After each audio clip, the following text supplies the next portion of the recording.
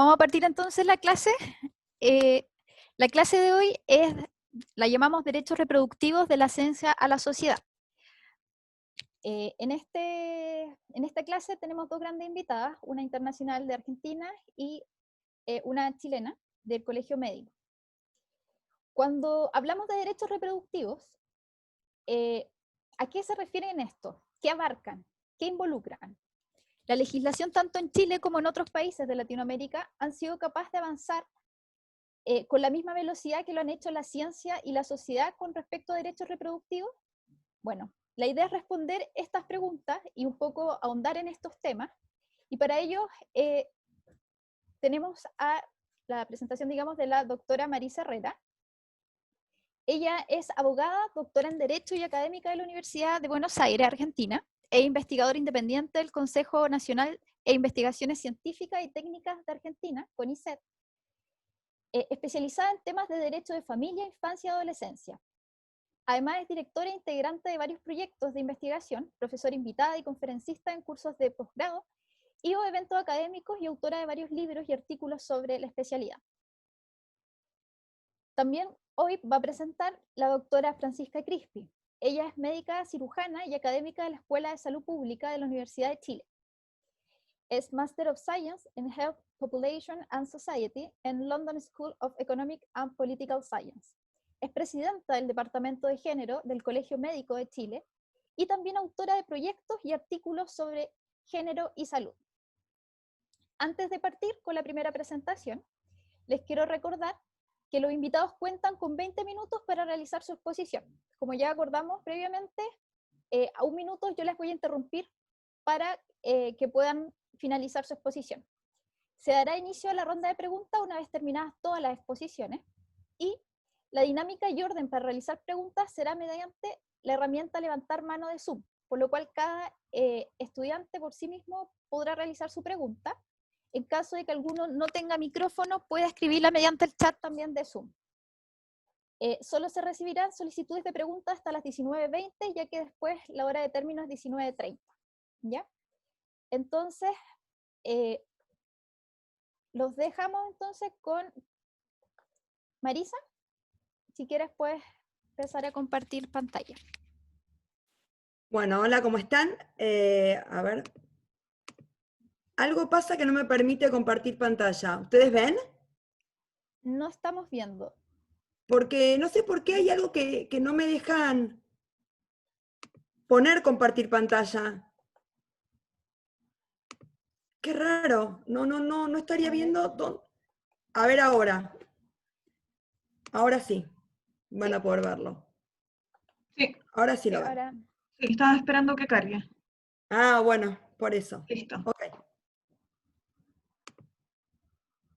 Ok.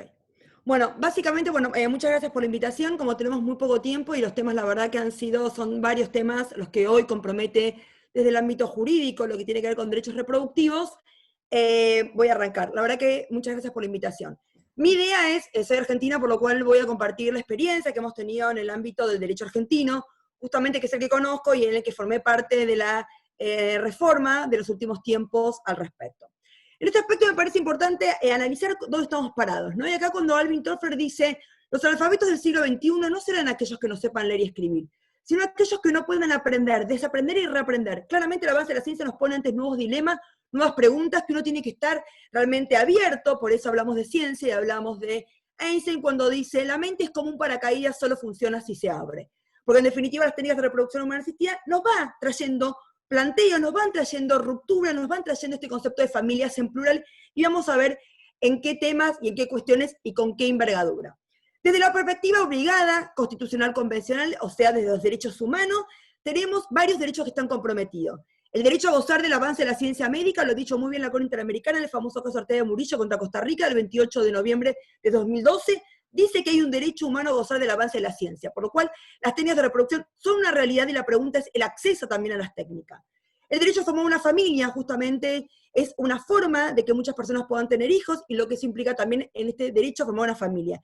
Y una familia en igualdad. Argentina es país de matrimonio igualitario, ahora el 15 de julio cumplimos 10 años de nuestra ley, realmente ha sido una gran ley y Argentina es un modelo en materia, digamos, legislativa de reconocimiento del matrimonio igualitario. Por lo cual, no solamente es un principio de igualdad y no discriminación en razón de la orientación sexual, sino también socioeconómica, porque hasta ese momento, o hasta el momento que hemos tenido un acceso integral de cobertura médica, solo aquellos que tenían plata podían hacer técnicas de reproducción y aquellos que no tenían plata no podían. E incluso las parejas del mismo sexo, en general, van a técnicas de reproducción humana asistida. Justamente, 2 mujeres tienen que ir a técnicas de reproducción humana asistida y 2 hombres, o un hombre solo también, como vamos a ver más adelante. Y por último, el derecho a la identidad. También está en juego el concepto del derecho a la identidad. Porque cuando uno habla de técnicas de reproducción, cuando uno habla de filiación, la filiación compromete el derecho a la identidad. Argentina tiene con el derecho a la identidad un peso muy fuerte por nuestra historia de desaparecidos, por lo cual el derecho a la identidad ha tenido también una carga emotiva y una carga muy profunda.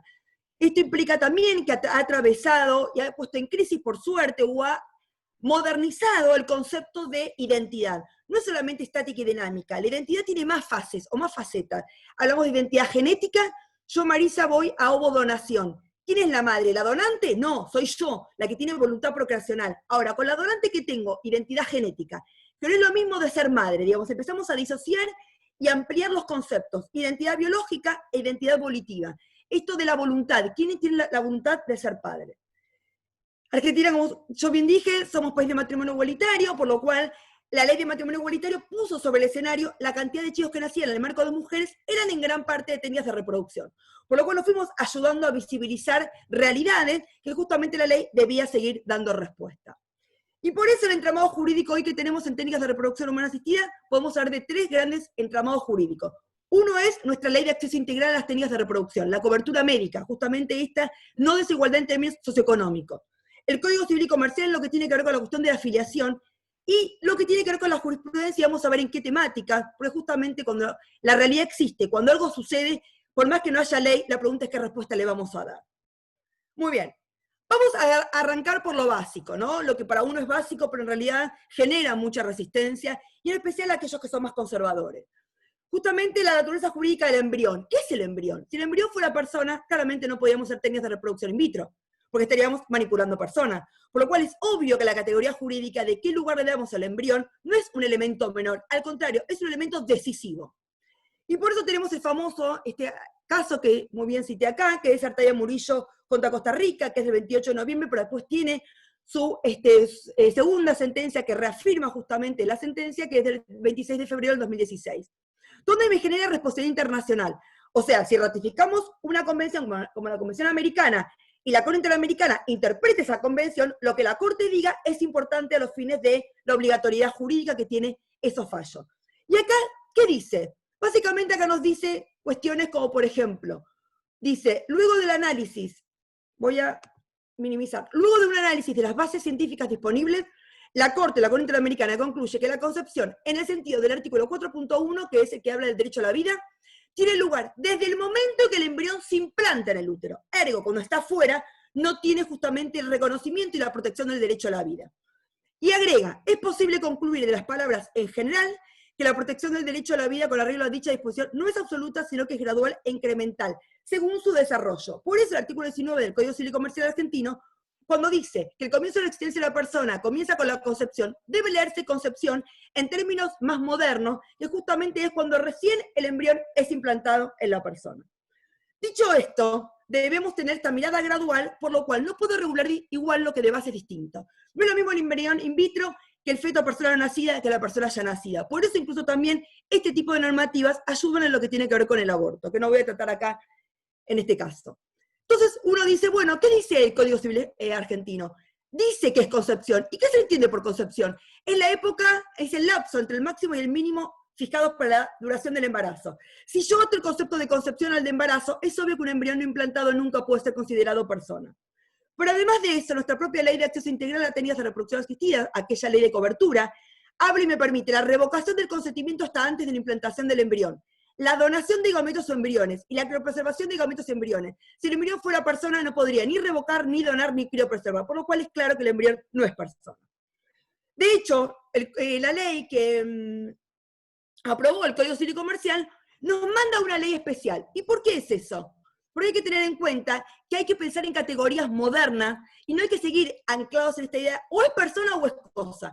Hay un montón de temas en el campo de la bioética que no son persona ni cosa. El plasma, la sangre, digamos, o sea, los embriones, óvulo y esperma no son ni cosa ni persona, por lo cual hay que justamente crear categorías distintas y más modernas de que puedan englobar estas otras, digamos, clasificaciones.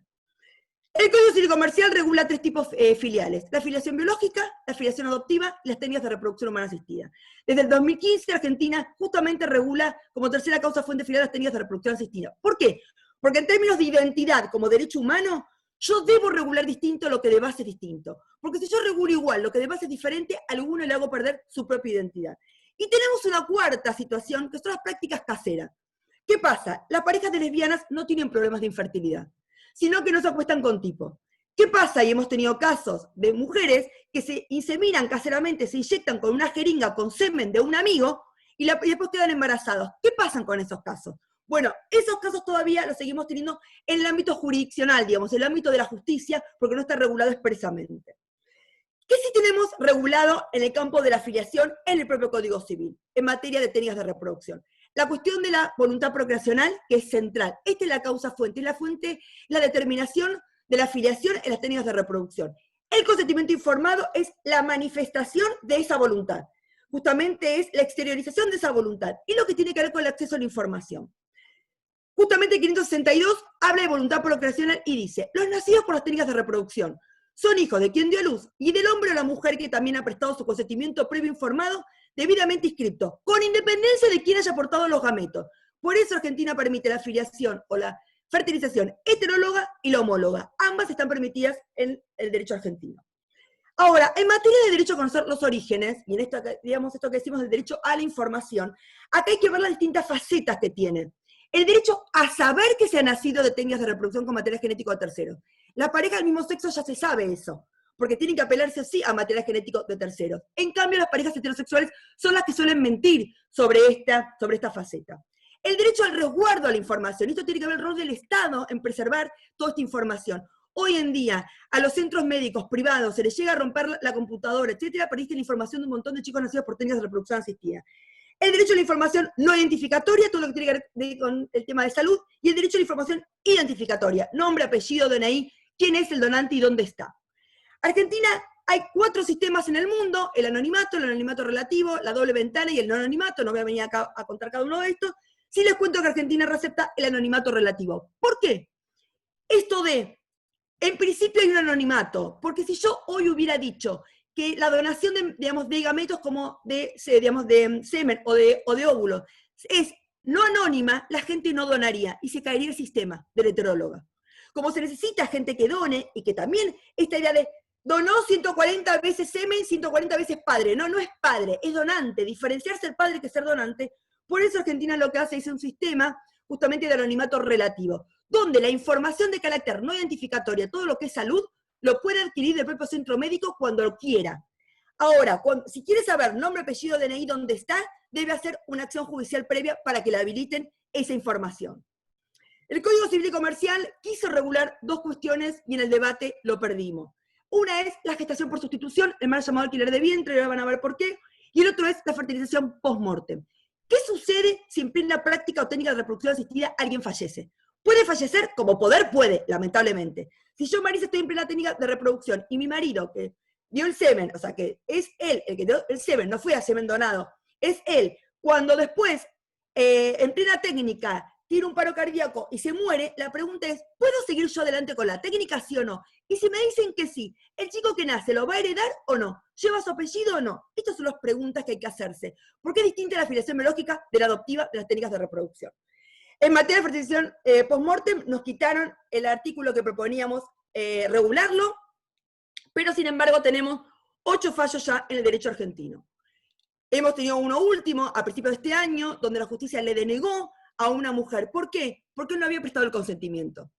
Él lo único que dijo es: como tenía cáncer, quiero que me preserven mi material, pero nunca dijo si él quería qué. Y el consentimiento y la voluntad procreacional es muy importante, es central. Por eso lo importante de regular. Nosotros hicimos un proyecto de ley que presentamos este año, el 19 de mayo del 2020, justamente permitiendo, y pusimos: en principio, ante la muerte se revoca el consentimiento, excepto que la persona consiente expresamente en un consentimiento informado que sus gametos o los embriones que lo preservados sean utilizados por su cónyuge o conviviente después del fallecimiento. Y esa inseminación o transferencia se produce dentro del año siguiente al deceso. Hay que poner también un plazo acá, para no dejar el derecho sucesorio también latente, sin. Y queda prohibida la extracción post-mortem. Esto de, fallece en un accidente, bueno, y la mujer quiere venir a extraerle post-mortem, es un derecho personalísimo. Si la persona no se sacó, digamos, su material genético en vida, no lo puede hacer nadie por uno. La gestación por sustitución también es un temón. Quisimos regularlo porque siempre es mejor regular y así uno controla. En el derecho argentino tenemos al día de hoy 52 sentencias, todas a favor. Las únicas 3 que están, digamos, judicializadas o por lo menos están contrariadas, están en la Corte Suprema de Nación, que comprometen a 2 hombres. De los 52 casos que comprometen, digamos, de los 52 sentencias que comprometen 47 casos, si uno analiza bien, tenemos que la gran mayoría son parejas heterosexuales, por lo cual era mentira que la gestación iba a ser justamente una forma de las parejas homosexuales, no da así la realidad, y además suelen ser personas, digamos, no solamente homólogas en gran parte, sino también heteróloga, o sea, heterosexual también heteróloga, donde la mujer no tiene óvulo, va a óvulo donado, es la gestante. Nunca en la Argentina la gestante ha sido de más aportante de óvulo. Y eso es importantísimo, y para eso hay que regular, porque los casos de arrepentimiento del derecho comparado han sido personas, mujeres que además de ser gestantes eran aportantes de material genético y después se arrepentían justamente por lo que tiene que ver con lo genético. Si uno analiza en la Argentina, digamos, a diferencia de lo que pasa en otros países, que es sí una compraventa, que es sí un comercio, que es sí una explotación del cuerpo de las mujeres, acá en la Argentina el 76% de los casos que tuvimos son la hermana, la prima, la cuñada, la mejor amiga, claramente comprobado porque son desde chiquitas que están juntas, por lo cual es de carácter altruista, por lo cual no es todo blanco y negro, no es todo explotación o no explotación. Y es más, nosotros proponíamos regularlo, donde sea un procedimiento judicial previo, donde la verdadera protección de las mujeres, ¿dónde estaba? En que nadie puede ser gestante más de 2 veces. Por lo cual, si llega a color plata por atrás, pues está un verdadero límite de que nadie puede gestar para otro más de 2 veces, justamente por el derecho a la salud de esta gestante. Y por último, 2 temáticas complejas que también traen como, digamos, en cadena lo que tiene que ver con las técnicas de reproducción humana asistida, que son los casos que tenemos hoy de triple filiación. Este es un caso básicamente de una chica que está en pareja con un tipo, estuvieron primaria juntos, secundaria juntos, 5 años de novios, después se separan, él sale del placar, forma pareja con otro tipo, pasan los años, entre los 3 se reencuentran y ellos los 3 quieren ser padres, por lo cual van a un centro de técnicas de reproducción humana asistida y entre los 3 hacen y firman su consentimiento informado, su voluntad procreacional, donde uno de los 2 es el que da el semen, que no es el que fue pareja de ella, con quien tiene más vínculos, sino con la pareja de él, justamente para incorporarlo. Por lo cual, esta chiquita tiene 2 padres y una madre. Eso también genera las técnicas de reproducción humana asistida y no hay que tenerle miedo a hablar de familias en plural. Y en definitiva, la última tiene que ver con el ADN mitocondrial. Acá está muy mal la nota, pero bueno, cuando dice 3 padres genéticos. No, 3 padres genéticos no. Justamente en uno es un caso de ADN mitocondrial. Y eso sí, porque es importante. Yo, Marisa, hoy por la edad no tengo óvulos buenos, por lo cual si yo quisiera ser madre, tengo que ir a donante de óvulo. Por lo cual el chico claramente no tiene nada mío, sino todo de la donante. Ahora, con el ADN mitocondrial, yo puedo salvar parte de mi óvulo para completarlo con parte de óvulo donado, por lo cual no es cierto que no tendría absolutamente nada mío. Ergo, para que si esto avanza, que se está avanzando mucho en el Reino Unido, pero todavía en la Argentina no al respecto. Si se llega a avanzar dentro de unos años, las parejas de lesbianas hoy tienen que decidir quién es la que va a gestar y quién es la que va a aportar el material genético. Este tipo de avances podría llegar a permitir que este chico tuviera ADN de ambas mujeres de pareja de lesbianas. Miren el avance de la ciencia, nos van poniendo ante justamente conflictos o preguntas que el derecho clásico no estaba, digamos, a la altura de poder responder. En definitiva, como dice Julio Cortázar, parezco haber nacido para no aceptar las cosas tal como me son dadas. Creo que hay que animarse a ver el derecho hoy, un derecho mucho más complejo, un derecho mucho más amplio, porque en definitiva la realidad es mucho más compleja y más amplia y necesitamos tener legislaciones que estén a la altura de las circunstancias. Muchas gracias. Muy rápido, pero bueno, cumplí. Sí, muchas gracias, Marisa. Estuvo muy interesante tu charla. Ahora vamos con Francisca. Sí, ahí sí. Okay. Hola, muy buenas tardes a todos y todas. Les voy a compartir pantalla a ver si funciona.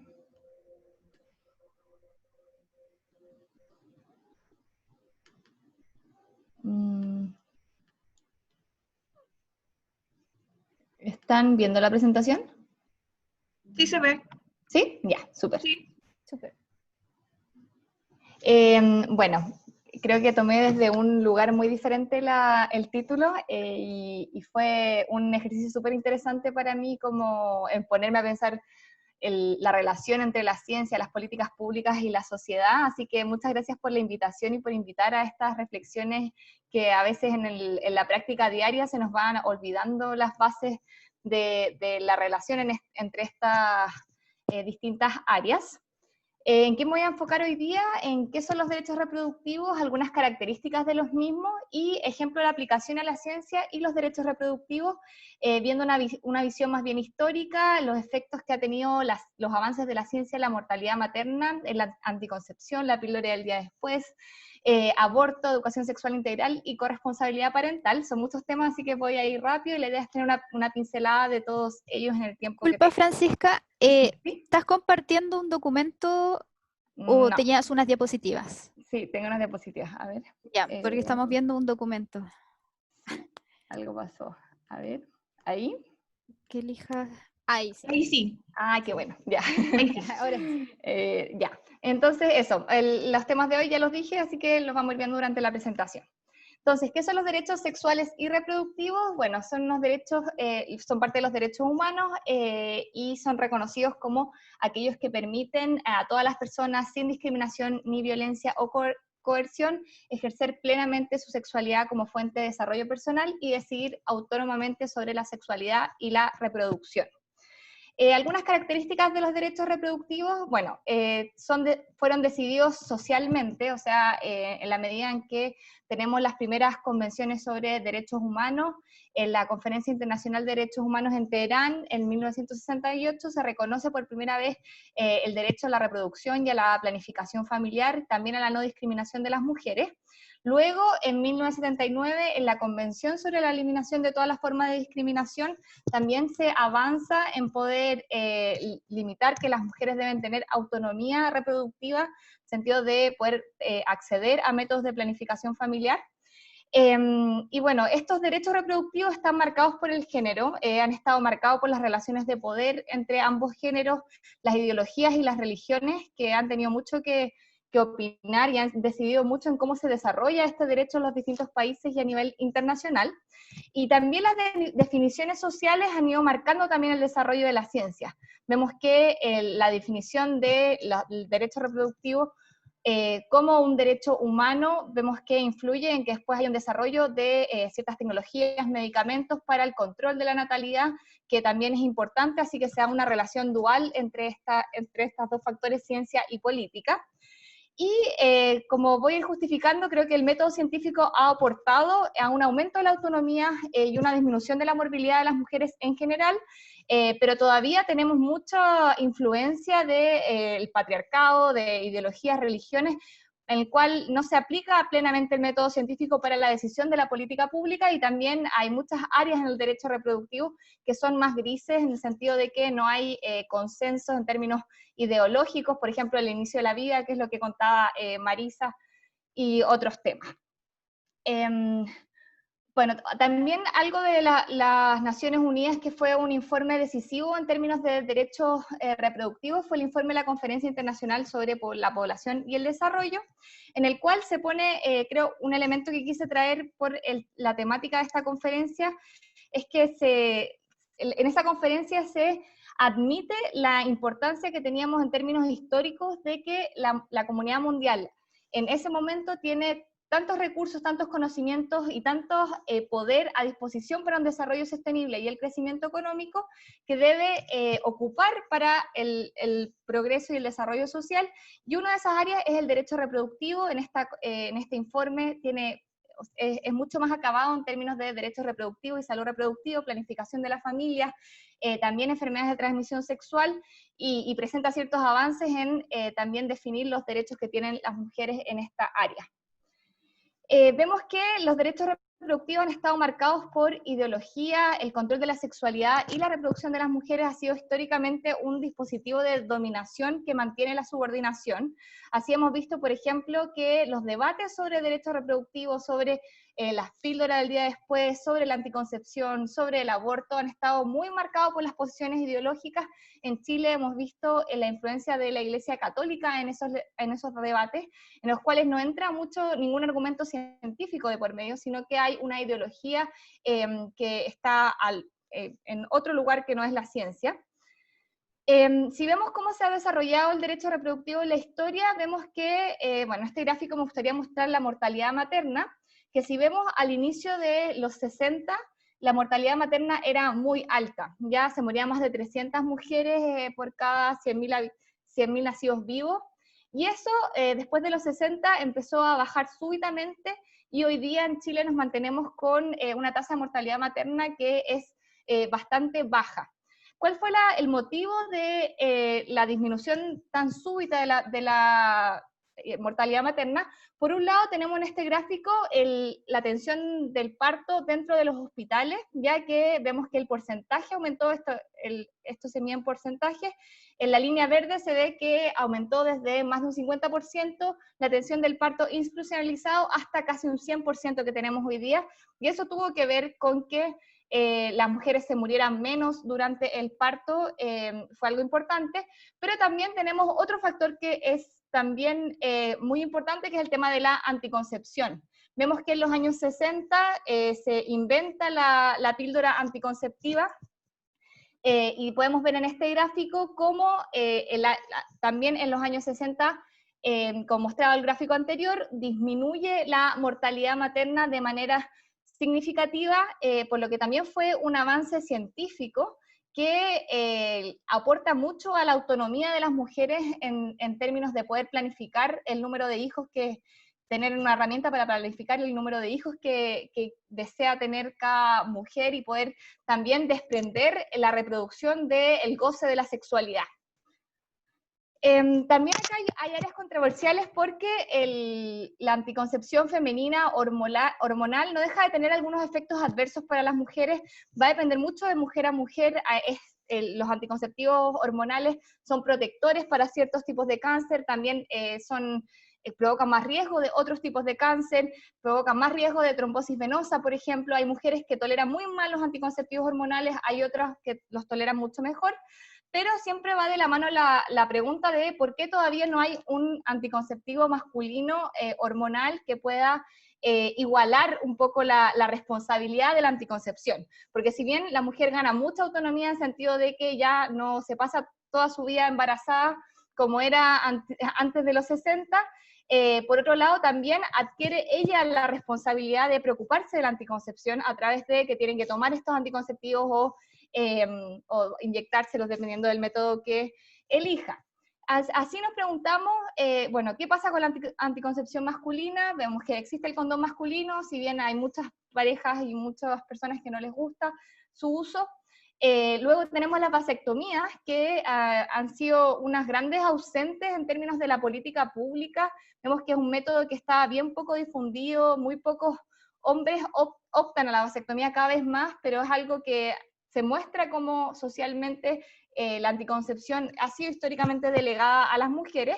Y tenemos los métodos hormonales que están hace muchos años en desarrollo, y ahí creo que también la sociedad ha influido en el desarrollo de la ciencia, en el sentido de que los investigadores refieren que hay falta de fondos para la investigación de estos métodos hormonales, también hay dificultad en la creación de estos anticonceptivos por temas biológicos, falta de interés por la población masculina y la industria farmacéutica, y también efectos secundarios reportados. Estos efectos secundarios son muy parecidos a los que sufren las mujeres con la anticoncepción femenina hormonal, por lo que ahí se provocan como ciertas diferencias de poder y también de género que son importantes y que marcan el desarrollo de los medicamentos y la tecnología en este sentido.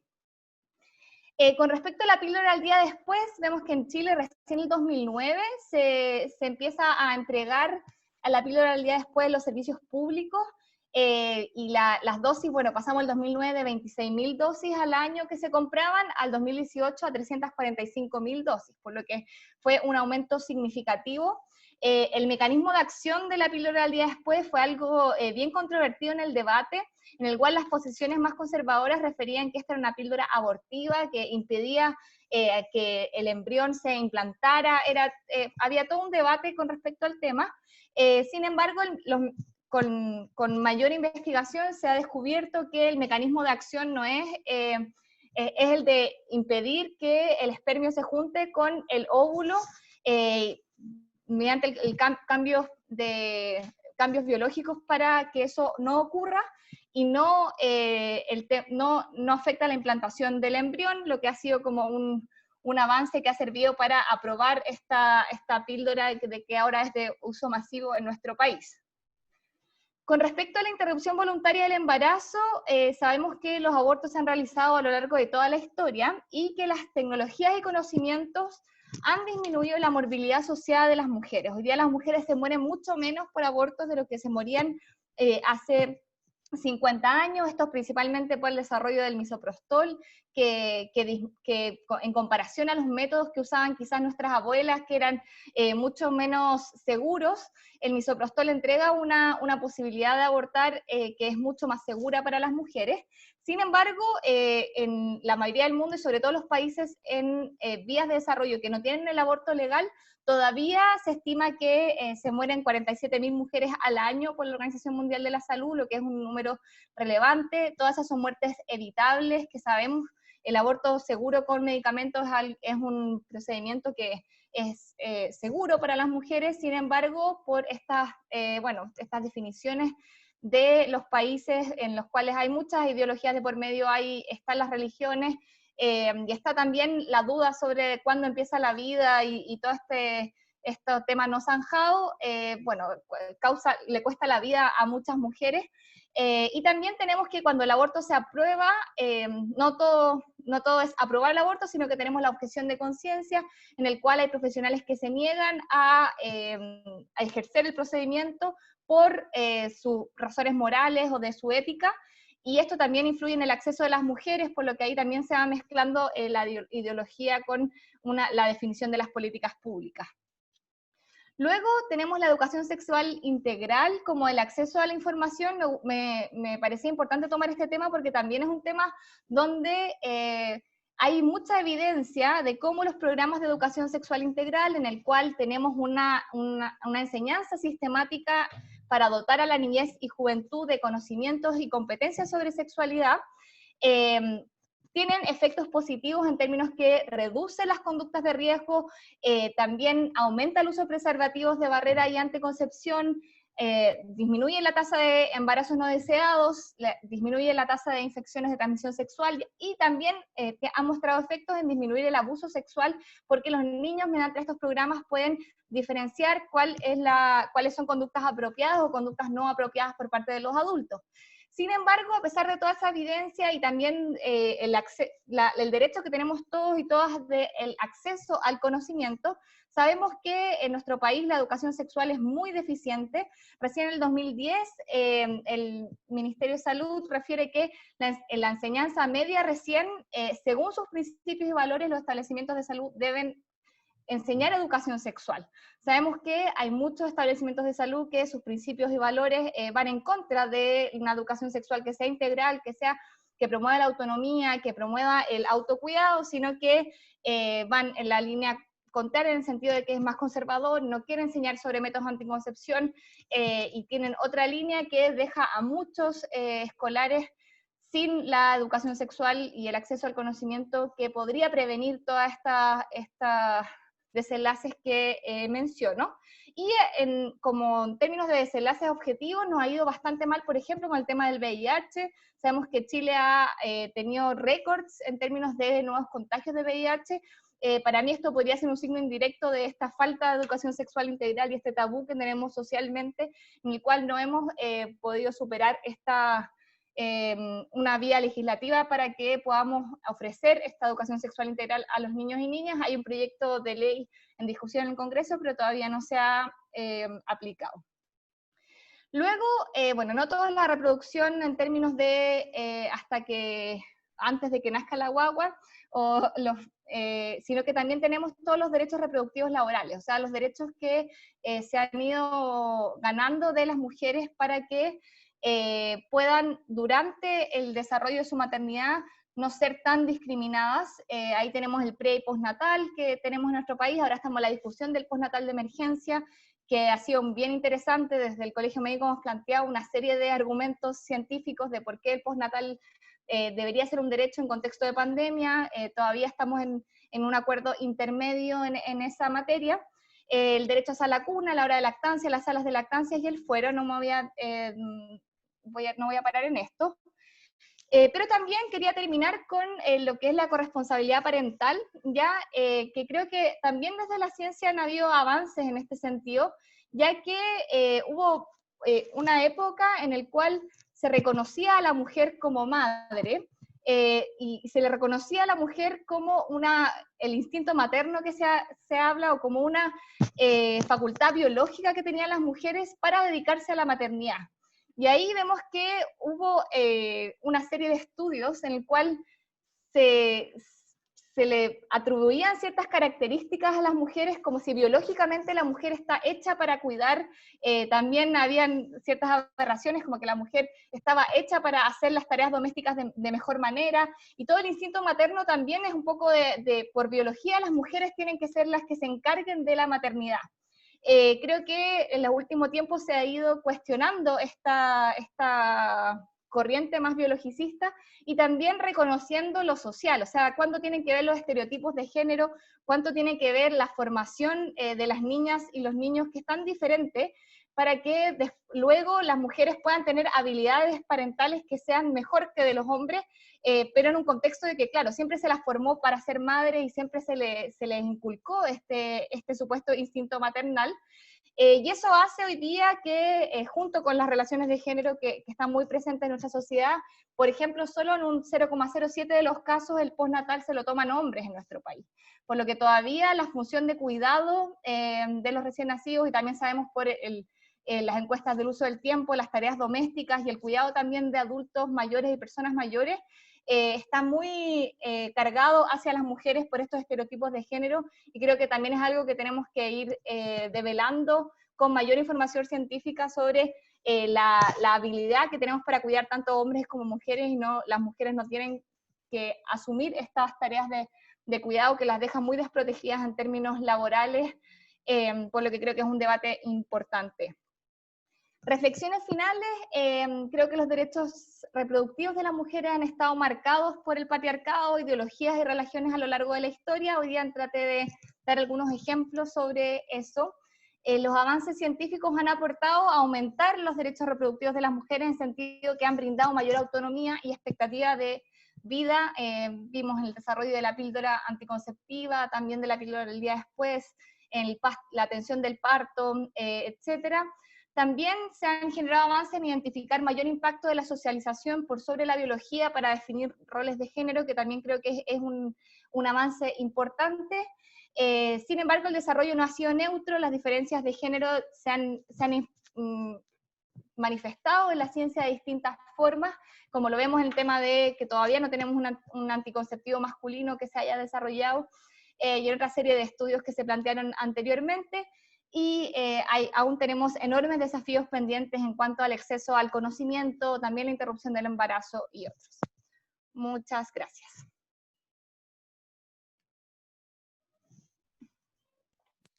Muchas gracias, Francisca. Ahora invitamos a los estudiantes y también a quienes nos ven a través de Facebook que puedan realizar sus preguntas del modo levantando la mano o también escribiendo en el chat. Quiero hacer más que una aclaración, ¿puedo? Sí, por supuesto. Y también si quieren... que en el derecho argentino se habla de derecho reproductivo a la reproducción y derecho no reproductivo a lo que es salud sexual.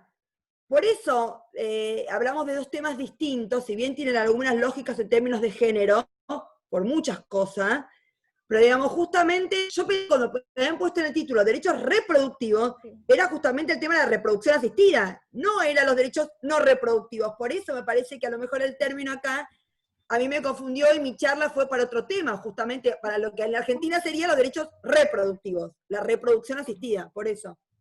Fue muy complementario, yo creo.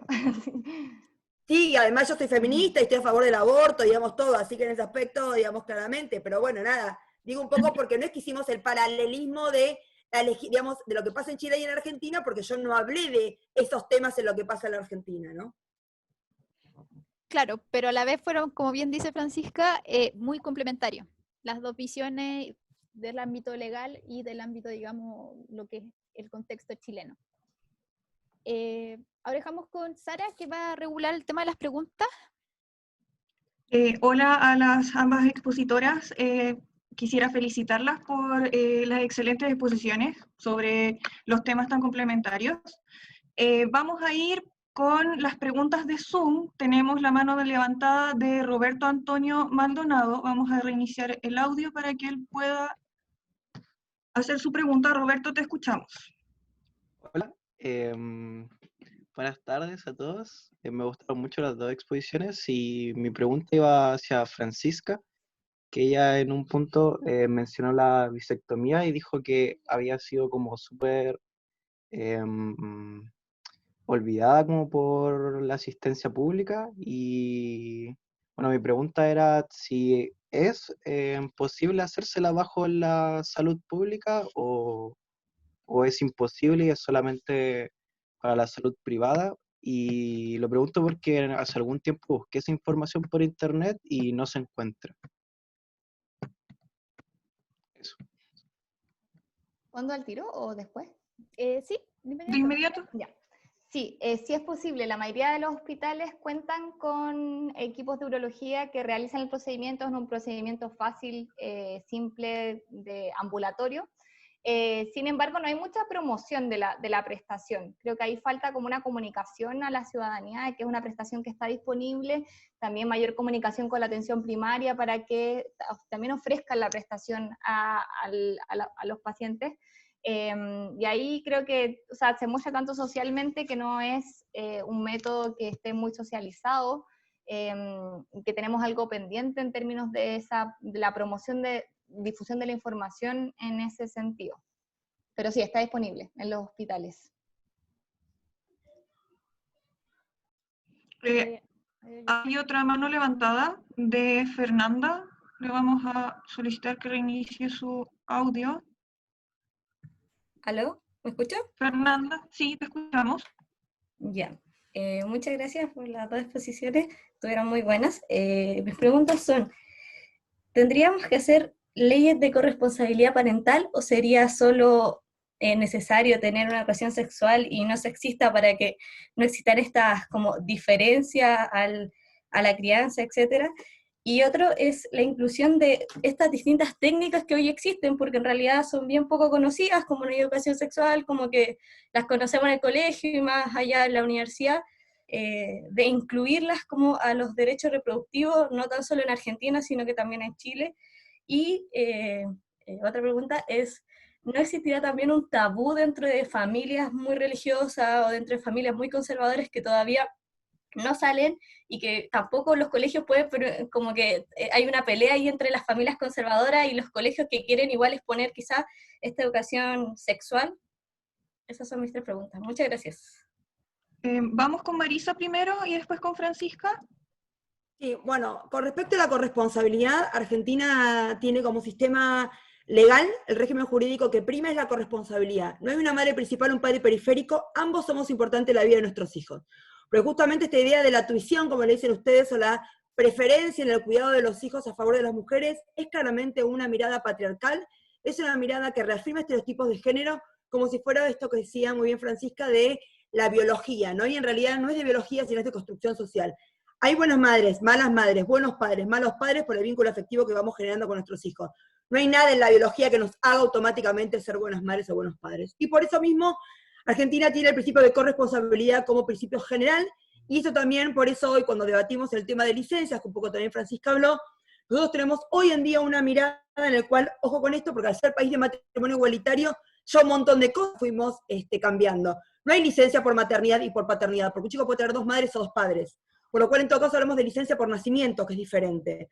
Y en ese caso la pregunta es, yo puedo tener un bloque de tiempo, póngale 100 días, estoy inventando, ¿no?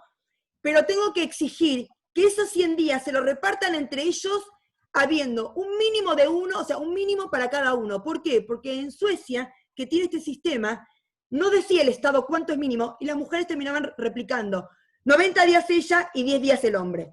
Y la pregunta es, ¿el Estado no tiene la obligación de ir generando modificaciones culturales, estructurales, a raíz de dar legislación que ya te diga al mínimo 60%, 40%, 70%, 30%, a los fines también de hacer una transformación cultural para desarmar algo tan importante como es el patriarcado en nuestros países? Por eso yo creo que ahí, por ese lado vamos.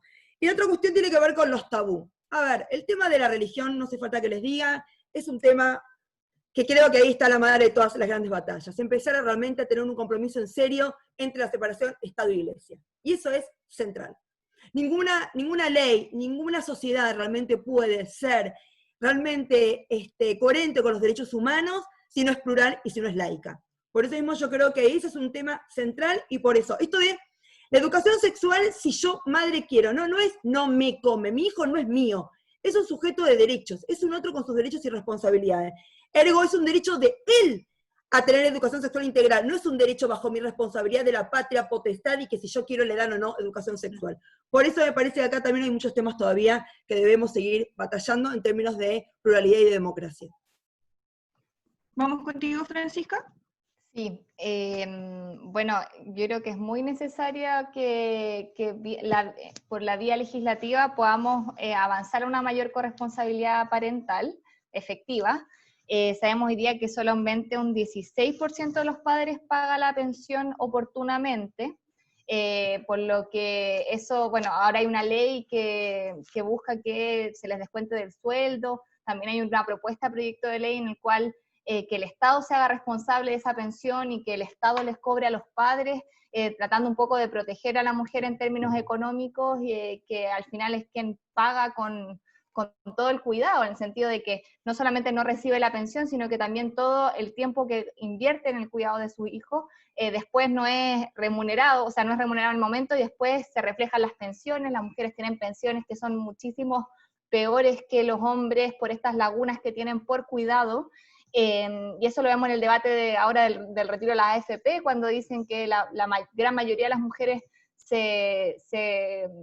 terminan una pensión menor a 200.000 pesos, que es muy insuficiente para vivir. Por lo que creo que se tiene que regular también el tema del postnatal. Estoy muy de acuerdo con Marisa en términos de que no tiene que ser una opción que hombres y mujeres no nos hagamos cargo igualitariamente del cuidado en la primera infancia de nuestros hijos e hijas. Creo que deja siempre a las mujeres en términos laborales muy atrás que nosotras tengamos estas lagunas en nuestra producción académica, en nuestra vida laboral, y que los hombres no cuenten con ni esa oportunidad ni tampoco esa obligación. Por lo que es algo que creo que tenemos que regular para avanzar en equidad. Con respecto a la educación sexual integral, claro que tenemos una serie de problemas con tanto los colegios conservadores con los padres conservadores. Ahí vemos todos los movimientos en contra de la ideología de género que han surgido en todo el mundo como verdaderos movimientos anti la educación de los niños y niñas, y ahí muy de acuerdo con Marisa de que no debería ser una opción que un niño no pudiera conocer sobre su cuerpo para evitar abuso sexual, o conocer sobre su cuerpo para evitar embarazos adolescentes o VIH. Creo que eso es parte de los derechos de los niños y niñas a los que tienen que acceder, y el Estado tiene que protegerlos en términos de que hoy día están siendo muy vulnerados. Hoy día tenemos altísimos casos de abuso sexual infantil, tasas de VIH en adolescentes también altísimos, y frente a eso es necesaria una respuesta clara. Muchas gracias a ambas. No tenemos más manos levantadas, así que vamos a ir con las preguntas de Facebook Live. Camilo, te doy el pase. Muchas gracias, Sara. Bueno, repetir las felicitaciones a ambas por sus exposiciones y darles las gracias por haber aceptado esta invitación. Así que, como sabrán, estábamos transmitiendo a través del Facebook de la Federación de Estudiantes de la Universidad de Chile, y nos han llegado un par de preguntas. La primera no dice puntualmente, pero supongo que es para la doctora Marisa. Y la hace Guillermina Bucay. Ella pregunta, ¿se está pensando y o trabajando en regular la gestación por sustitución? Y también pregunta, luego de que se haya sacado del anteproyecto en la Cámara.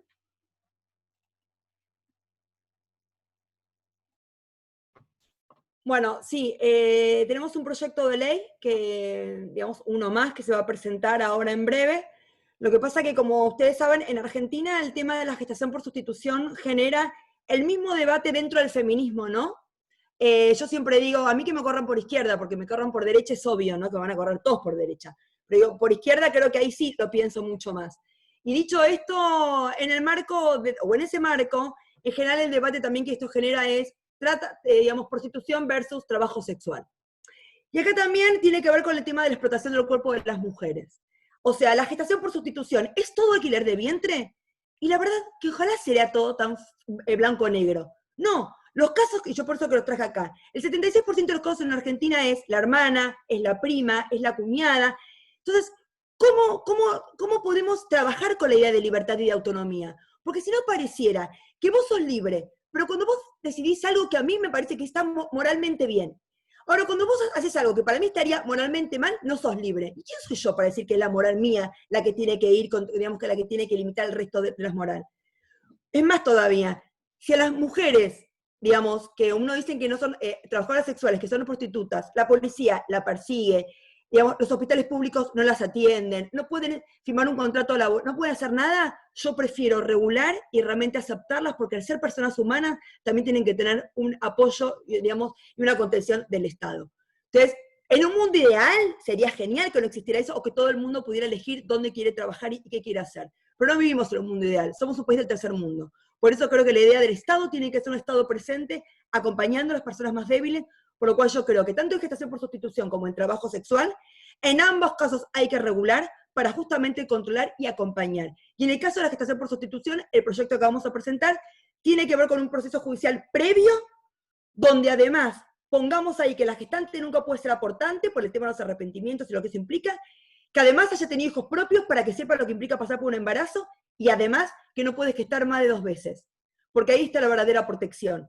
Si es la hermana, si es la cuñada, etcétera, pero además que no puede hacerla más de 2 veces en protección al cuerpo de las mujeres. Creo que es mejor siempre regular y controlar. De hecho, con aborto nos damos cuenta, porque hoy sabemos que es hipócrita sostener la gente que tiene plata hace abortos igual. O sea, y aquellos que no tienen plata se mueren por abortos clandestinos, que además le hacen un mercado, no se juega a un mercado negro de poderosos que se terminan justamente abusando de las más débiles. Por lo cual yo quiero un Estado que esté presente y por eso quiero regular tanto el aborto como la gestación como el trabajo sexual. Muchas gracias, Marisa. En la misma línea voy a aprovechar de tomar esta pregunta para generar un poco más de contexto acá en Chile y preguntarle a Francisca si nos podría hablar un poco del contexto que hay acá en Chile acerca de las discusiones de este mismo concepto de gestación por sustitución. Si se ha discutido alguna vez o si todavía es algo muy de pasillo, sería ideal que nos pusieras como en el contexto chileno el mismo tema. Sí, en realidad no sé, no manejo el tema en profundidad. Lo que sí sé es que no está regulado en Chile, no existe una ley, y sí muchas organizaciones feministas han instado a que se genere una ley para proteger a las mujeres, en el sentido de que como no está regulado, se da pie para que puedan existir situaciones irregulares en las cuales mujeres vulnerables y vulneradas puedan perder con sus derechos en estas transacciones, pero en realidad es la única información que manejo. No entiendo que no hay cifras al respecto por lo que manejo. Ok, o sea, es totalmente el retraso a nivel de ciencia, científico, estudios y de discusión política en nuestro país, al parecer. Bueno, seguimos con la segunda y al parecer última pregunta de Facebook. También para la doctora Marisa Herrera, y la envía María Emilia Valdés. La pregunta es, ¿la figura de la compensación económica excesiva o alta dentro de la práctica de gestación por sustitución sería contraria a toda la conducta estrictamente altruista? ¿Cómo se incorporaría esa figura en su regulación? Sí, a ver, el tema de la figura de la compensación económica, que es distinto a la compensación económica que lo vemos en el ámbito civil nuestro de el matrimonio, cuando se divorcian, ¿no? Digo un poco para diferenciar porque son dos figuras distintas. Básicamente, cuando nosotros regulamos la gestación, uno dice, a ver, aunque sea altruista, porque es mi hermana, también es cierto que mi hermana se va a someter a un médico, va a tener que estar de licencia un tiempo, no va a poder trabajar, o sea, tiene un costo económico y social que eso también debería ser compensado. Entonces, esto es distinto a voy a Kiev y pago 150.000 euros. Digo, es distinto el tema. Acá lo que tiene que ver con la compensación es con el reconocimiento, así como también decimos, no es amor, es trabajo, cuando hablamos de cuidado, en términos también de género. Digo, bueno, también hay que pensar en un mundo capitalista. Debemos también decir hasta qué punto, digamos, hasta que la revolución llegue, que no va a llegar, y creo que por ahora no va a llegar, bueno, hasta que sigan peleando por eso, sigamos peleando por eso, en el mientras tanto, bueno, en el mientras tanto me parece que está bien reconocerle que a quien gesta para otro, aunque sea mi hermana, y lo hace realmente altruista, tiene un costo para ella psicoemocional, que eso también debería estar cubierto, ¿no? Porque si no pareciera que vemos plata y que ya, no, bueno, también forma parte del reconocimiento a lo que ella también está llevando, que es al hijo mío, ¿no? En algún punto. Me parece que la idea es no ser fundamentalista. Digo, la idea es ver que vivimos en un mundo cada vez más complejo. Y la idea es también pensar cuáles son las verdaderas herramientas para proteger en serio. Porque a veces prohibiendo, a veces silenciando, termina siempre haciéndole juego al más poderoso o al más fuerte. Y creo que la ley debe estar siempre para los más débiles. Y para las más débiles en términos de género. Por lo cual yo creo que es mejor justamente siempre regular y poder acompañar y poder visibilizar antes que prohibir, porque la prohibición también termina siendo, en definitiva, un no animarse a mirar una realidad tan compleja.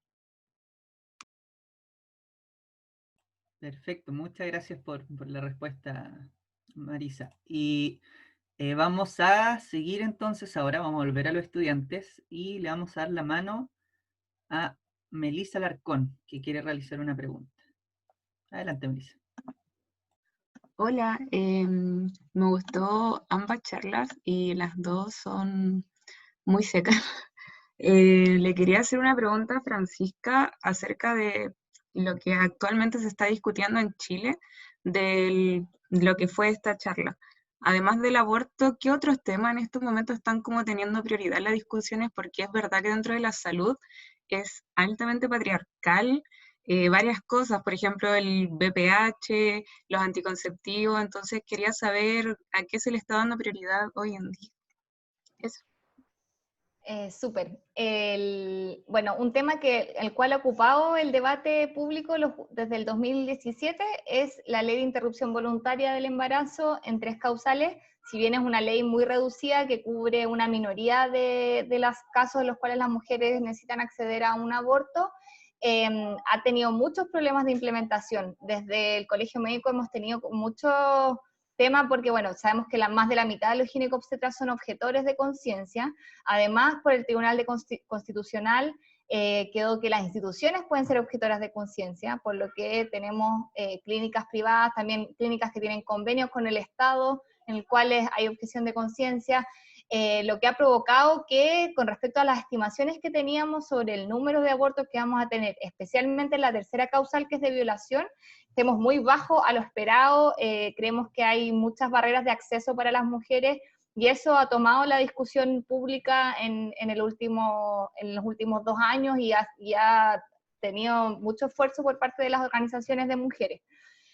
Otro tema, bueno, en boga ahora que estamos en el coronavirus, que se tomó todos los debates, está el postnatal de emergencia, ya que vemos que hubo este proyecto de ley de postnatal de parte de las diputadas May Torsini, Gael Jomans, Claudia Mix y Marcela Sabat, que el gobierno se negó consistentemente a aprobar hasta ahora que se llegó a este acuerdo de licencia postnatal, que es como un postnatal modificado, por lo que ahí estaríamos, llega tarde, llega 4 meses después de que empezó la pandemia en Chile, pero por lo menos tendríamos una alternativa para las mujeres que hoy día están renunciando a sus trabajos para cuidar a sus hijos, ya que no hay salas cuna.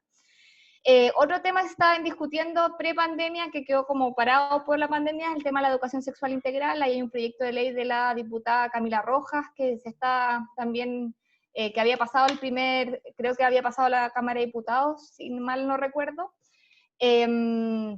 Eso, la discusión de aborto libre creo que ha quedado, dado todos los problemas que ha tenido la implementación de las 3 causales, ha quedado un poco en segundo plano, buscando estabilizar esta ley que ha costado tanto que ocurra de una manera en la cual todas las mujeres puedan acceder, por lo que es una discusión que tenemos pendiente, creo, y eso creo que son las discusiones. Puedo Muchas decir gracias. una cosita, me parece como una cuestión de sentido común, ¿no? En este aspecto, objeción de conciencia.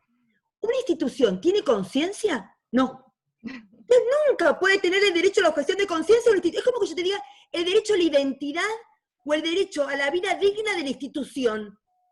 Es como insólito, ¿no? Que se defienda la objeción de conciencia institucional, cuando la conciencia son de las personas, nunca de la institución. Y sin embargo, la ideología nos mata lo obvio, ¿no? Perdón, la religión, mejor dicho, quise decir, ser más. La religión nos mata lo obvio, ¿no? Nosotros tenemos las 3 causales de ustedes desde 1921.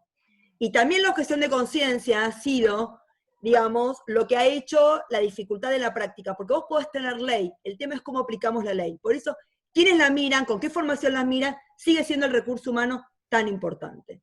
Y también es cierto que hay una diferencia entre Chile y Argentina muy fuerte, y yo diría, desde una cuestión política, nosotros hemos tenido el peronismo, y me parece que eso nos ha ayudado en algún punto a poder ser más progresistas.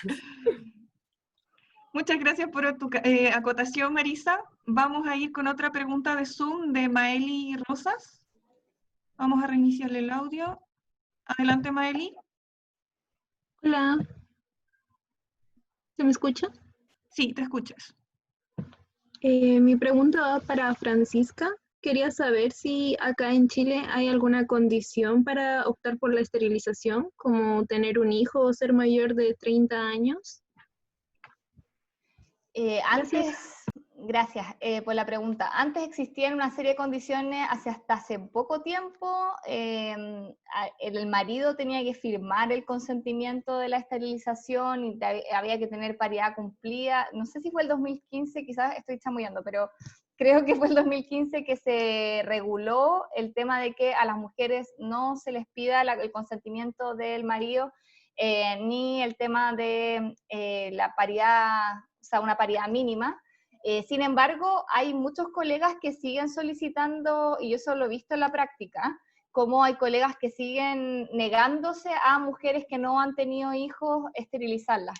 Ahí hay como la práctica, a pesar de que está esta normativa en el cual es decisión de la mujer y no se necesita autorización y no se necesita nada más que la decisión autónoma de la mujer, todavía hay muchos colegas que siguen negándose a la esterilización de mujeres que no tienen un número de hijos, pensando que después se van a arrepentir y todos estos argumentos.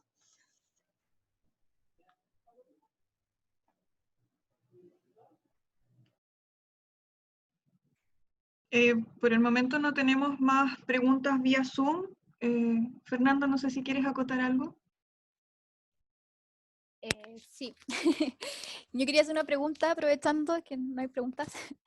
Es respecto al tema de la infertilidad y la reproducción asistida. O sea, yo tengo entendido que el sistema de salud argentino y chileno son bastante distintos. Y el sistema argentino, por ejemplo, por lo que conozco, considera un derecho también a la mujer de poder ser madre, dado que la infertilidad es considerada una patología, o sea, es derecho a la salud, básicamente, ¿no? No. En ese aspecto no. Nosotros lo que tenemos es el acceso a, para que no sea la discriminación por razones socioeconómicas. No, digamos, ¿por qué? Porque después de la ley de matrimonio igualitario, puede acceder dos mujeres, aunque no tengan una enfermedad de salud, porque no hay una enfermedad de salud, sino, no se acuestan con tipos, o sea, básicamente pasa por eso.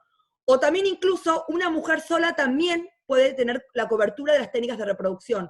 una causa, digamos, una causa fuente originaria de la familia monoparental. Por lo cual no está pensado en la salud, está pensado en el acceso a formar una familia. Ya.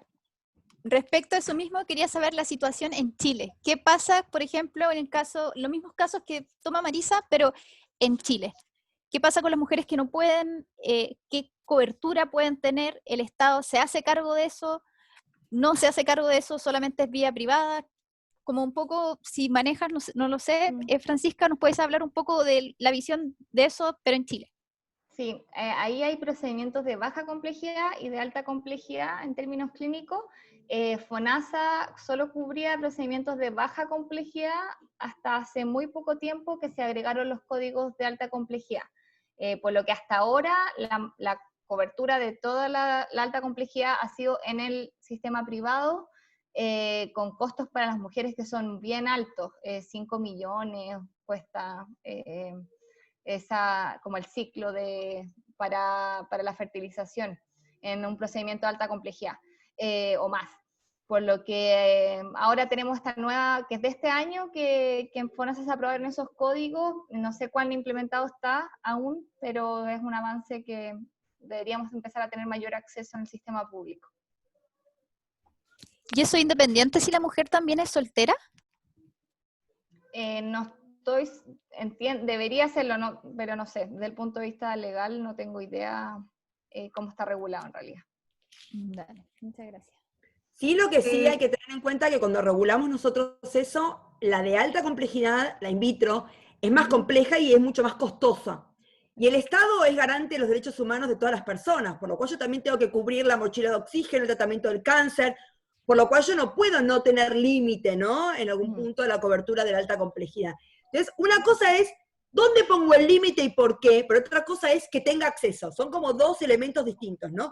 Una vez que te digo, sí, tenés acceso, bueno, después en todo caso es, ¿dónde te pongo el límite?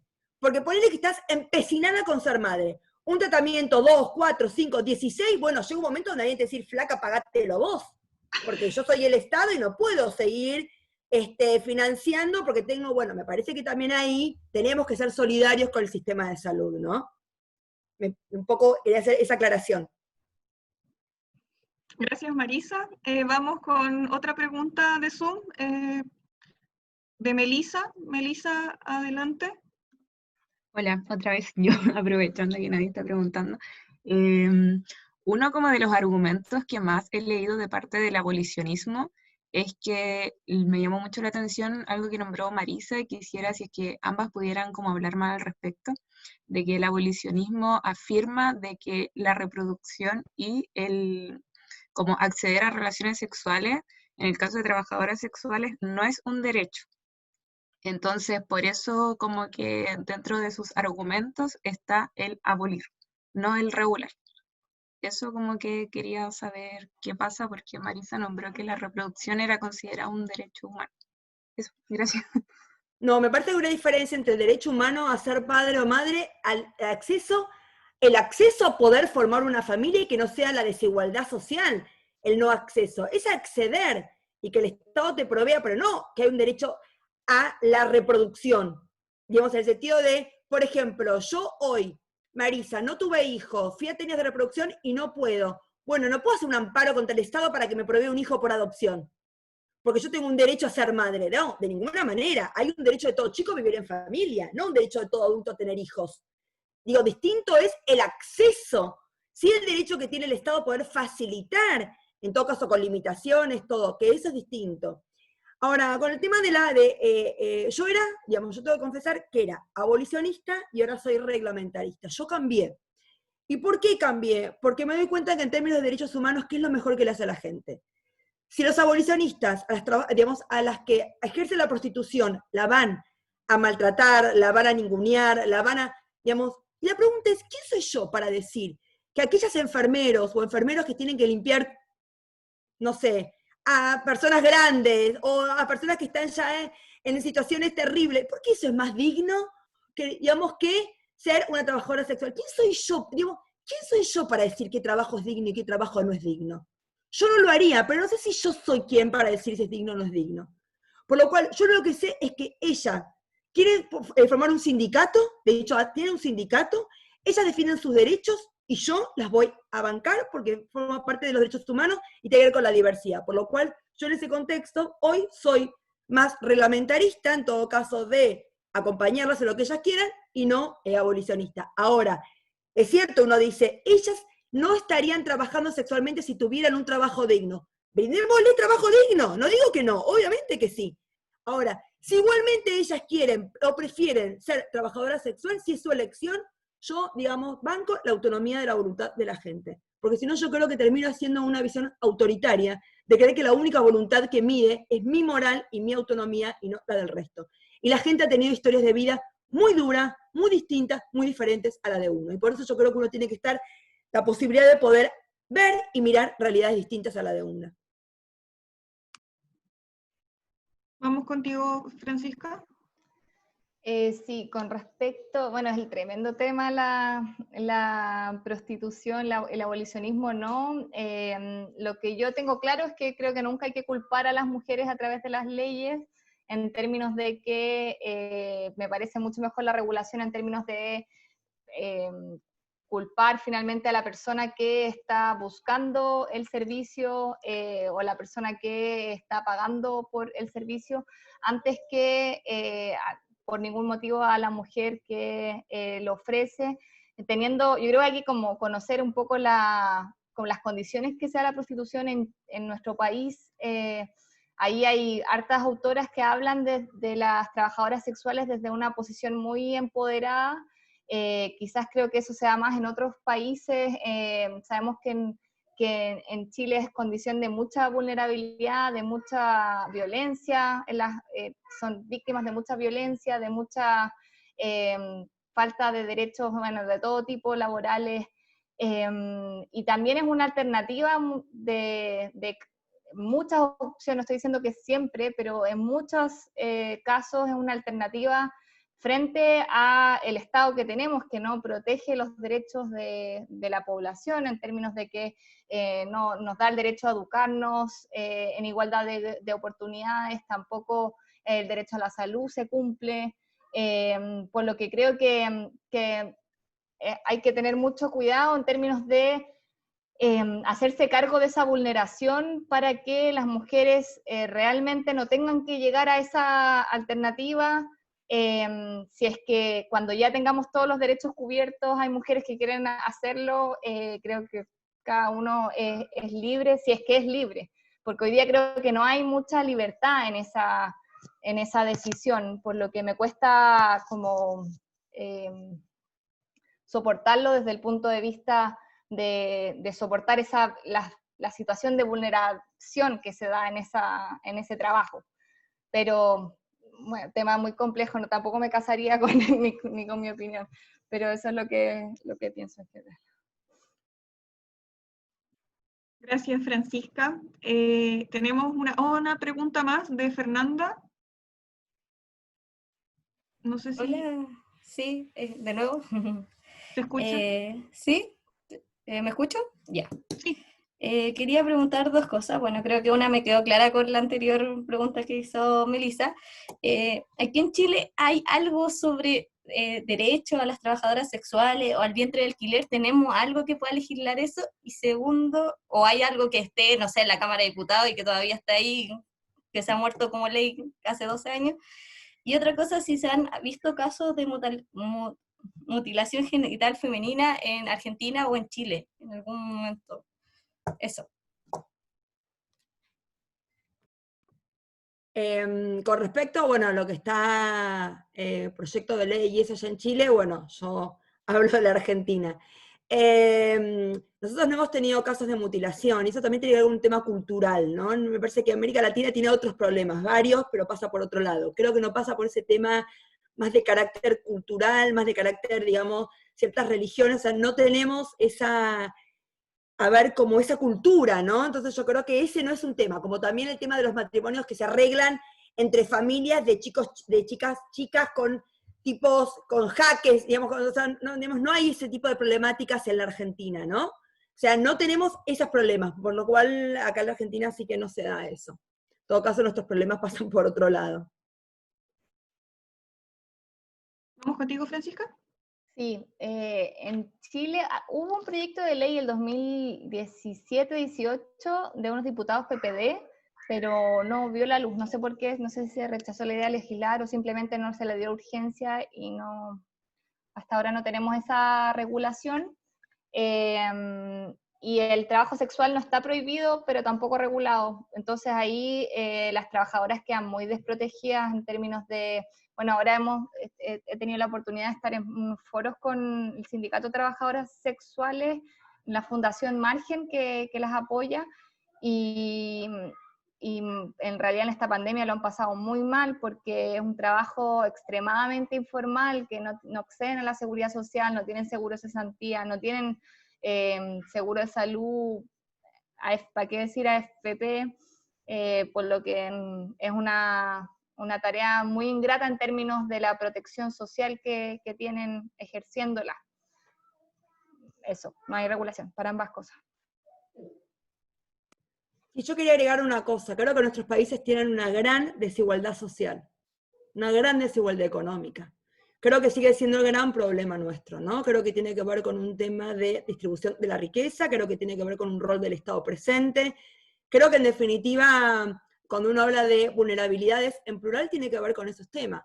Digamos, siempre son en especial las mujeres las que terminan pagando con su cuerpo, lo digo en el sentido, las que se hacen cargo del cuidado de los hijos, las que se hacen cargo, digamos, después de los embarazos que digamos, que no son queridos, que después los obligan a ser madres forzadas. Digamos, bueno, yo creo que también ahí hay una desigualdad de género atravesada por la desigualdad social, me parece que también eso hay que tener en cuenta, y bueno, me parece que en definitiva la visión de derechos humanos es clave para poder seguir avanzando justamente en al menos visibilizarlo, que no es poca cosa, y además también ver cómo la ley debe proteger a las más débiles.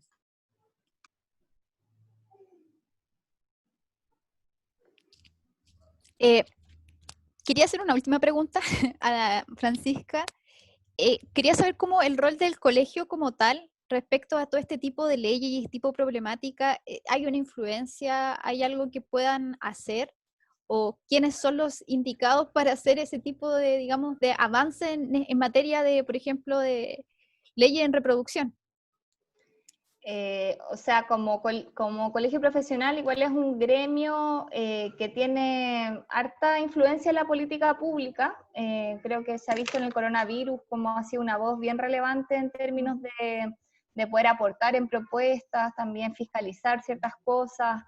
Ya ha tomado ese rol, pero como por ejemplo hacer un proyecto de ley, no se pueden hacer proyectos de ley como por parte de, como que tienen que ser la iniciativa como ciudadana de los proyectos de ley no existe, tiene que ser como, es todo un rollo con que los parlamentarios tienen que como llevar tu proyecto, por lo que no tiene ese rol como legislativo más que apoyar las discusiones desde el punto de vista médico y muy apegado a la evidencia científica.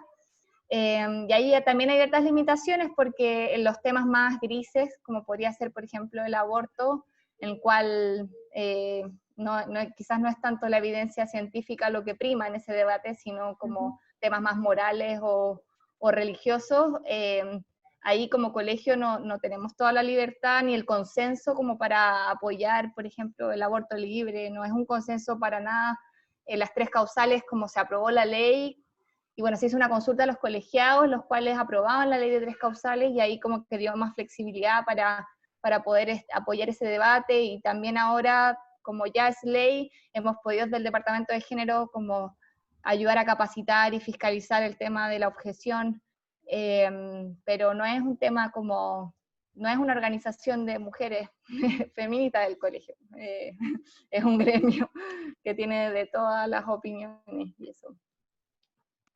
Muchas gracias. Creo que hay otra pregunta, ¿no?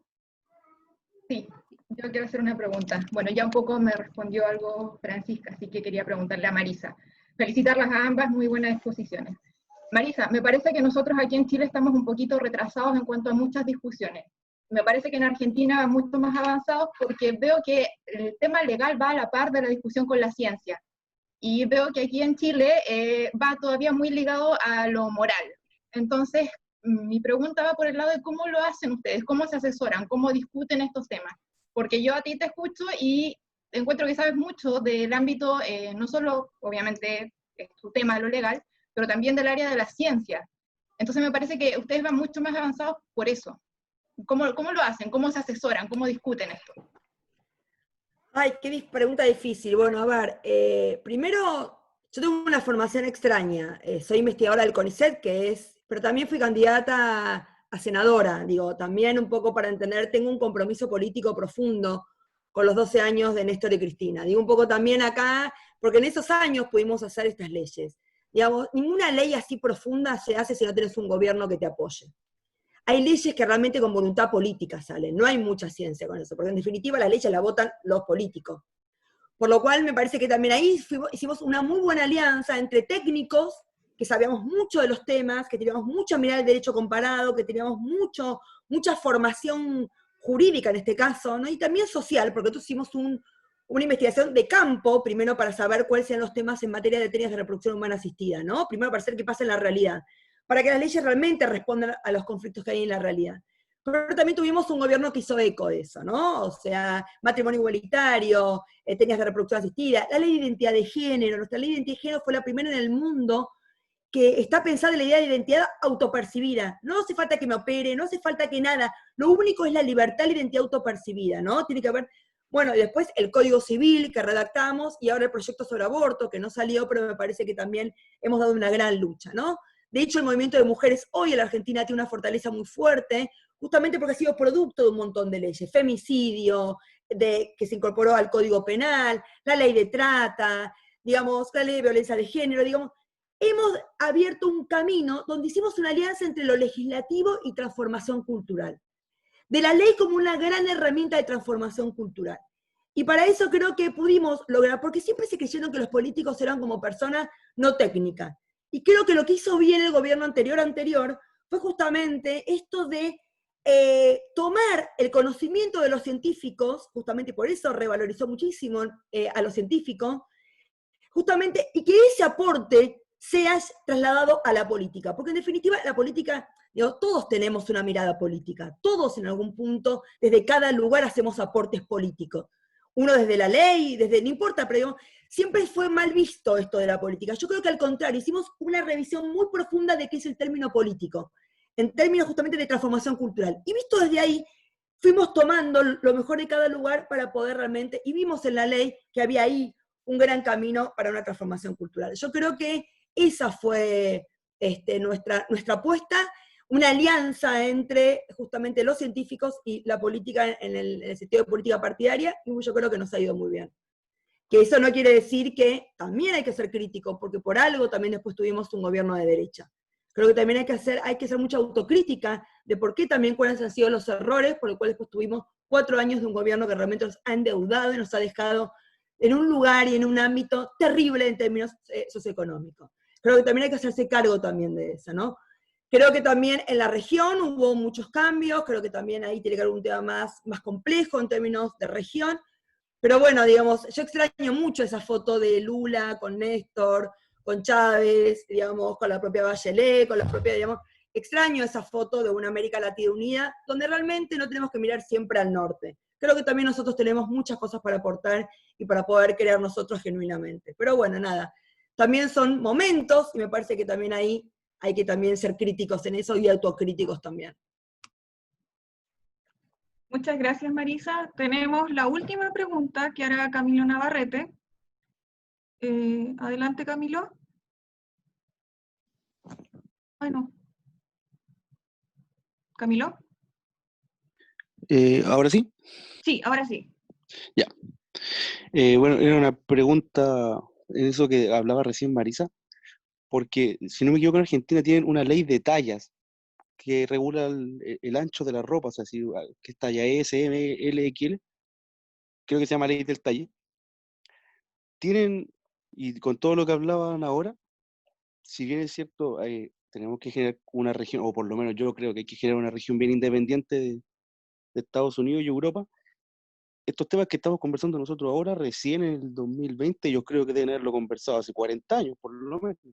No creo que seamos como tan innovadores en esto. Bueno, en Chile me imagino que la Constitución obviamente nos debe influir en todo, que no podemos hacer nada, y estamos súper limitados, más que en la región quizás, pero ¿cuáles vendrían siendo como, más o menos, como fuentes de inspiración para pensar en proyectos que en verdad yo no tenía idea que existían y que los veo súper innovadores y súper viendo lo técnico bien de la mano a lo político, que en Chile en verdad creo que no existe, porque tenemos un ministro de ciencia que la gente no sabe quién es, nadie lo conoce, y la ciencia en Chile está como el último escalafón, creo yo, hacia las últimas personas a las que les preguntamos algo cuando hay que hacer algún proyecto.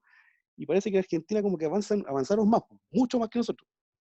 ¿Cuáles vendrían siendo como sus fuentes más o menos de inspiración para pensar en esos proyectos? Y en Chile, pero una pregunta personal, en Chile, ¿qué significa ser objetor de conciencia? No, a mí no me cabe la cabeza en esa idea.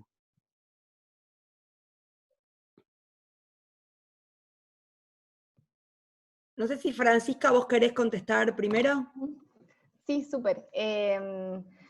Bueno, la objeción de conciencia vemos que está definida como el negarse a hacer el procedimiento de aborto por motivos éticos o morales. Sin embargo, vemos que muchas personas han sobrepasado esa definición. La objeción de conciencia es muy flexible en el sentido de que no es llegar y presentarla en un papel, pero no hay ninguna justificación que tengan que hacer los médicos para el justificar por qué no están cumpliendo la ley y se están acogiendo a la objeción. Eso es algo que hemos postulado desde el colegio, que tiene que haber una mayor responsabilidad por parte de los médicos en ese proceso, y también serviría, por ejemplo, hay países en los cuales presentan ensayos en el cual tienen que justificar por qué son objetores. Creemos que en Chile es mucho más flexible y eso va en contra un poco de los derechos de las mujeres de acceder. Y con respecto a todo el tema de la Constitución, yo creo que, bueno, como para finalizar, creo que es muy interesante el proceso que se nos viene en Chile, post-estallido social, post-pandemia, en el cual tenemos una discusión constitucional que viene por delante, y creo que tenemos que tomar todos estos aprendizajes que nos deja el estallido, que nos deja la pandemia, las reflexiones sobre las injusticias, las poblaciones vulneradas que se han expuesto en esta pandemia, para construir una constitución que sea más respetuosa con los derechos de la población, con los derechos de las mujeres y con los derechos de las poblaciones minoritarias.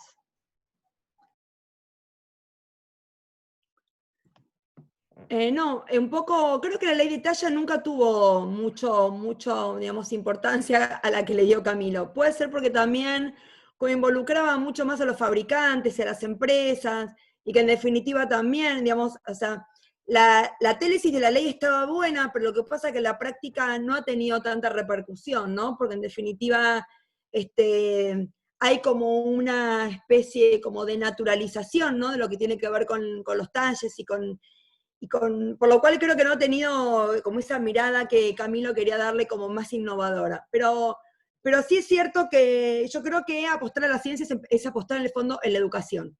Y Argentina siempre tuvo educación gratuita y laica, ¿no? Digamos, y ser una educación gratuita y pelear la educación gratuita no es un elemento menor. Creo que ahí es central, creo que es el corazón de un Estado y es el corazón de un país. Por lo cual yo creo que por eso hoy apostamos a la ciencia, porque en general los que somos científicos, en mi caso soy doctora en Derecho, tenía que tener un doctorado, y todo fue gratis. Yo fui a la primaria, a la secundaria, fui a la universidad, hice el doctorado gratis. Mi formación es gratis. ¿Cómo no le voy a devolver a mi país todas las cosas que yo tuve? Por lo cual yo creo que también mi agradecimiento hacia el sistema científico, un sistema científico de gran calidad, también tiene que ver con una apuesta. Creo que hemos hecho una gran alianza, ¿no? Esto de el Estado cree en vos, y por eso también vos crees en el Estado y le devolvés al Estado. Por lo cual yo creo que pasa en parte también por ahí.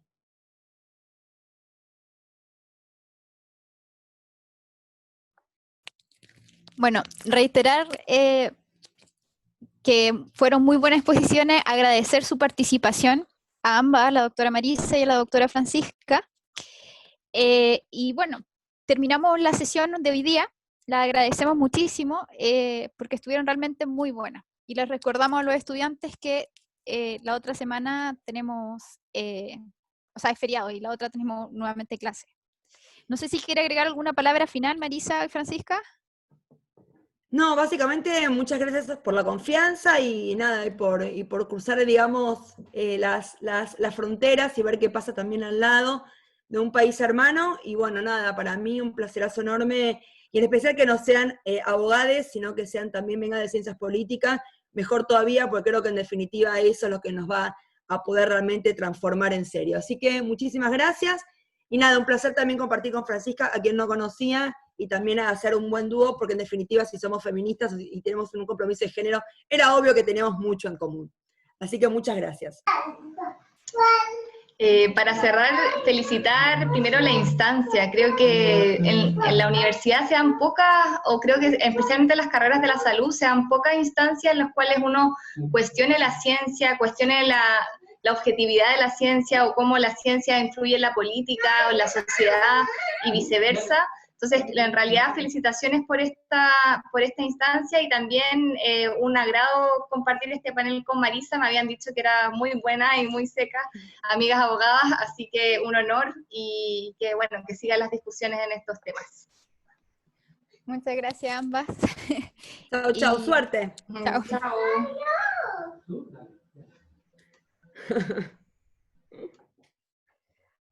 Muy bien.